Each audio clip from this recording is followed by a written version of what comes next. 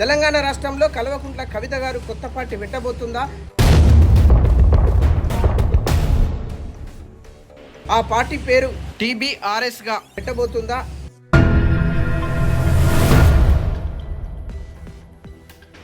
తెలంగాణ బహుజన రాష్ట్ర సమితిగా పేరు పెట్టబోతుంది అనేటువంటి ఊహాగానాలు అయితే చాలా ఎక్కువగా వినబడుతున్నాయి. బీఆర్ఎస్ పార్టీ అధినేత అయినటువంటి కేసీఆర్ పైన కల్వకుంట్ల కవిత గారికి ఎందుకు అసంతృప్తి ఉంది?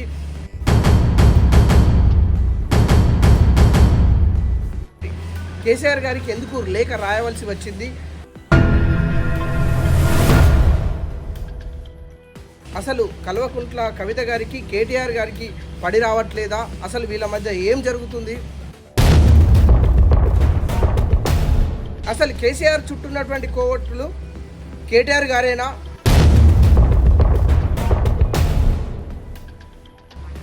హరీష్ రావు గారేనా? అసలు తెలంగాణ రాష్ట్రంలో కవిత గారు కొత్త పార్టీ పెట్టబోతుందా?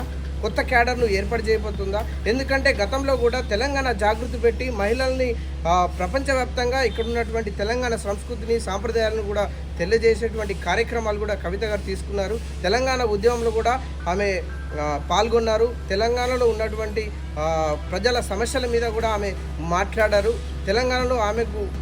తెలంగాణలో కవిత గారికి కూడా క్యాడర్ ఉంటుంది. తెలంగాణలో కవిత గారి యొక్క అభిమానులు చాలామంది ఉన్నారు.